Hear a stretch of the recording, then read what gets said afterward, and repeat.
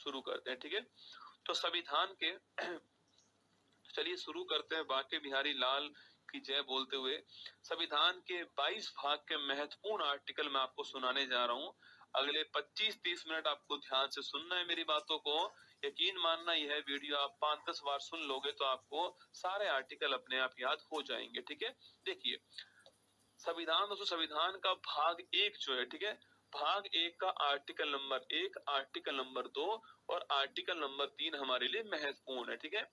Article number 1 कहता है India that is Bharat shall be union of state, जो है वो आर्टिकल नंबर 1। तो भारत के लिए इंडिया और भारत वर्ड का यूज किया गया है। आर्टिकल 2 बोलता है आपके एडमिशन ऑफ न्यू स्टेट की बात, आर्टिकल 2 में सिक्किम इसी से बना है।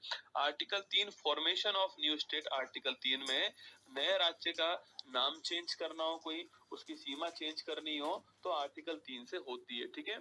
इसके बाद हमारा भाग कौन सा आता है, भाग 2 आता है, उसमें आर्टिकल नंबर 5, आर्टिकल 11 हमारे लिए महत्वपूर्ण आर्टिकल है। आर्टिकल 5 बोलता है कि संविधान जब तैयार हुआ बना उस समय हमारे पास कौन कौन से नागरिक थे उनकी बात 5 करता है, ठीक है। संविधान के निर्माण के समय से नागरिक कौन थे वो 5 में।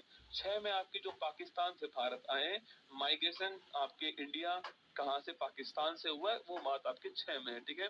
कोई दोस्तों अन्य देश की सिटीजनशिप ले लेता है तो उसको भारत की सिटीजनशिप है अपने आप समाप्त हो जाएगी ऑटोमेटिक, वो भाग 9 आपके आर्टिकल 9 के अंदर है। और आर्टिकल 11 मैंने कहा सिटीजनशिप संबंधी जितने भी कानून होंगे वो कानून की पावर आपके संसद के पास होने वाली है, वो आपके आर्टिकल नंबर 11 हो गया। इसके बाद दोस्तों हमारा आर्टिकल 12 हमारे लिए महत्वपूर्ण है। भाग 3 मौलिक अधिकार का भाग है। राज्य की परिभाषा आपके भाग 3 के आर्टिकल नंबर 12 में है, ठीक है। आर्टिकल 13 जो है आपके, इसमें जुडिशियल रिव्यू की बात यहाँ पर होती है। कोई अगर संसद ने एक्ट बनाया, वो एक्ट मौलिक अधिकार का उल्लंघन करता है तो उस एक्ट को समाप्त करने की पावर जो है वो न्यायपालिका के पास होगी आर्टिकल 13 से, ठीक है। आर्टिकल 14 पूछूं आपसे, रूल ऑफ लॉ और इक्वलिटी बिफोर लॉ की बात जो है आर्टिकल नंबर 14 के अंदर होती है ना। आर्टिकल 15(1) की बात करूं आपसे, आर्टिकल जो 15(1) है इसके अंदर 5 आधार पे एडमिशन में भेदभाव नहीं होगा। धर्म, जाति, लिंग, वंश, जन्म स्थान, इन 5 आधार पे भेदभाव प्रवेश के अंदर नहीं होगा, ठीक है। इसी में आर्टिकल 15(6) महत्वपूर्ण हो गया हमारे लिए, याद कीजिएगा। जो ईडब्ल्यूएस है उसके लिए रिजर्वेशन जो है प्रवेश के अंदर, वो आर्टिकल नंबर 15(6) में लिखा हुआ है, ठीक है। इसके बाद आर्टिकल नंबर 16, पब्लिक जो नियोजन होगा, पब्लिक जो एम्प्लॉयमेंट होगा उसमें अवसर की समानता होगी, आर्टिकल 16 में यही रिजर्वेशन की बात भी कही गई है। और 16(6) जो है वो किसकी बात करता है, ये ईडब्ल्यूएस की बात करता है रिजर्वेशन की 16(6) के अंदर ना। फिर आर्टिकल नंबर 17 और 18 की बात करूं आपसे, 17 आर्टिकल हमारा छुआछूत का अंत करता है और जो 18 आर्टिकल है वो जो उपाधि जो होती है, टाइटल जो होता है उसका अंत करता है, ठीक है। इसके बाद आर्टिकल नंबर 19(1)(a) की बात करूं आपसे, तो विचार और अभिव्यक्ति जो है, राइट टू एक्सप्रेशन की बात आर्टिकल नंबर 19(1)(a) के अंदर, बोलने का अधिकार, चुप रहने का अधिकार, ठीक है। फिर आर्टिकल नंबर 20 की बात करूं आपसे, दो सिद्धि जो होती है, जो कन्विक्शन जो होता है, इससे प्रोटेक्शन की बात आर्टिकल नंबर 20 में होती है, ठीक है।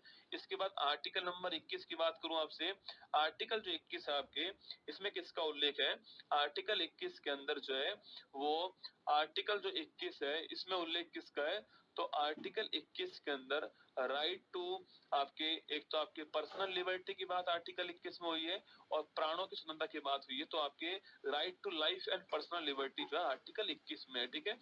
आर्टिकल 22 की बात करूं आपसे, आर्टिकल 22 छोड़िए, आर्टिकल 23 और 24 नोट करना।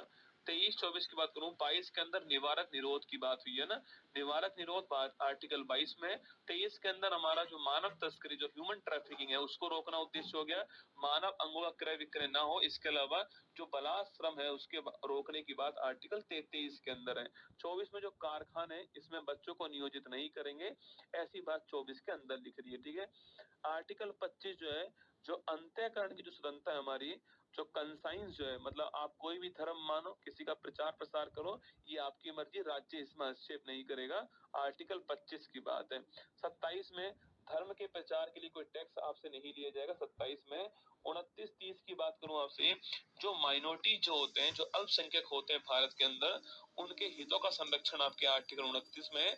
और माइनॉरिटीज अपने लिए शिक्षण संस्थानों की स्थापना कर सकते हैं, और इसके अलावा माइनॉरिटी जो है वो उनका प्रशासन कर पाएंगे। ये बात आर्टिकल नंबर 30 में लिखी हुई है, ठीक है।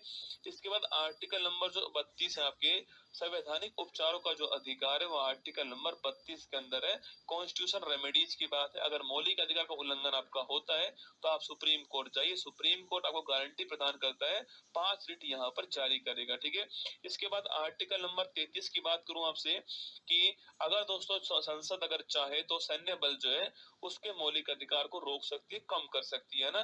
34 की बात करूं, मार्शल लॉ के टाइम पर संसद अगर चाहे तो जो सिटीजन जो है उनके भी मौलिक अधिकार को आपके कम कर सकती है, सीमित कर सकती है, 34 में लिखा हुआ है, ठीक है। इसके बाद हमारा भाग आपका 4 हो गया है। 36 में राज्य की परिभाषा है। 37 में आपके कहा गया डीपीएसपी जो है वो कोर्ट के अंदर प्रवर्तनीय नहीं होंगे। 38 में पब्लिक वेलफेयर स्टेट की बात होती है। 39 ए के अंदर फ्री लीगल एड की बात होती है, और 39 ए आपके हमने अमेंडमेंट किया है, 42वां अमेंडमेंट आपके। इसके बाद 40 में ग्राम पंचायत की बात होती है। इसके अलावा 43 जो बी होगा उसमें सहकारी समिति की बात होगी। 97 अमेंडमेंट 2011 है, और 44 जो होगा उसमें यूनिफॉर्म सिविल कोड की बात होने वाली है। इसके अलावा 45 जो होगा, याद कीजिएगा, मैंने कहा था बाल्यावस्था जो है आपकी, उसमें जो 6 वर्ष से कम उम्र के बच्चे उनकी टेक केयर करना और एजुकेशन की बात करना 45 में है। इसके अलावा 47 पूछूं आपसे, पोषण की बात 47 में, न्यूट्रिशन की बात, शराबबंदी बीसी में, ठीक है। 48 ए पूछूं आपसे, पर्यावरण सुरक्षा की बात 48 ए में है। 50 में बात करूं आपसे, कार्यपालिका न्यायपालिका का जो सेपरेशन जो है, पावर ऑफ सेपरेशन जो है वो 50 के अंदर है। और अंतरराष्ट्रीय शांति की बात आपके आर्टिकल नंबर 51 के अंदर, ठीक है। इसके बाद उसको भाग हमारा कौन सा आता है, भाग हमारा 4 ए आता है, 4 ए आता है, जिसको मैंने कहा था आपसे आर्टिकल 51 ए आता है। फंडामेंटल ड्यूटीज की बात करते हैं। वर्तमान में 11 आपके मौलिक कर्तव्य हमारे संविधान के अंदर है, ठीक है। इसके तो बाद उसको भाग नंबर 5 आता है, ठीक है।